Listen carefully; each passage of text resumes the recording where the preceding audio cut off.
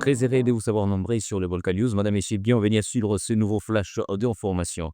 Devant plusieurs notables du Nord Kivu, les coordonnateurs de l'Alliance Fleuve Congo AFC, Corneille Nangaa a évoqué lundi 12 janvier à Goma la possibilité d'un retour de l'ancien président Joseph Kabila Kabange dans des zones que le mouvement AFC en 23 qualifie de libérées. Il annonce sans date, sans détails pratiques, mais dont la portée politique suscite de nombreuses interrogations. Selon une vidéo virale, Corneille Nangaa a affirmé, je cite, « Nous avons en visite ici, c'est l'ancien président de la République, Joseph Kabila. Un jour, nous l'amènerons ici pour qu'il vienne vous saluer. » Une phrase courte, prononcée dans un cadre communautaire et politique qui a immédiatement attiré l'attention de l'opinion publique locale et nationale. La scène se déroule à Goma dans un contexte sécuritaire extrêmement sensible. Depuis plusieurs mois, l'est de la RDC est marqué par des combats récurrents, des déplacements massifs des populations et une forte instabilité politique. C'est dans ce climat que l'AFC, en lien avec le mouvement armé en 23, cherchait à consolider son influence auprès des communautés locales. Pour plusieurs observateurs, cette déclaration relève avant tout d'un message politique. En s'adressant directement aux notables, Corneille Nangaa semble vouloir inscrire l'éventualité d'une visite de Joseph Kabila dans une logique de rapprochement symbolique avec les populations vivant sous l'influence de l'AFC en 23. Aucun cadre officiel n'a toutefois été évoqué, ni protocole, ni conditions de sécurité, ni même confirmation de l'accord de l'ancien chef de l'État. À ce stade, rien n'indique que cette visite soit imminente ou même réellement planifiée.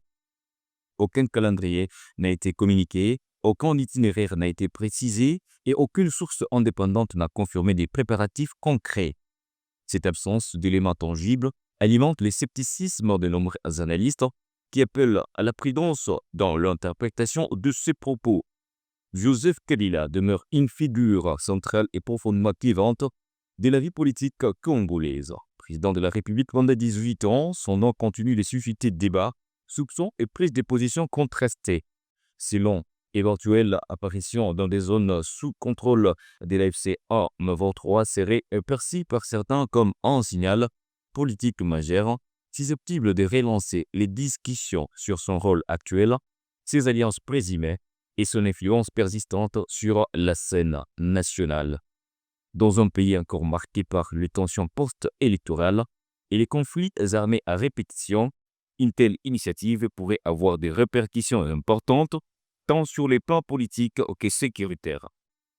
Elle pourrait également raviver les crispations entre Kinshasa et les groupes armés opérant à l'Est, ainsi que le débat diplomatique régionaux déjà très sensible.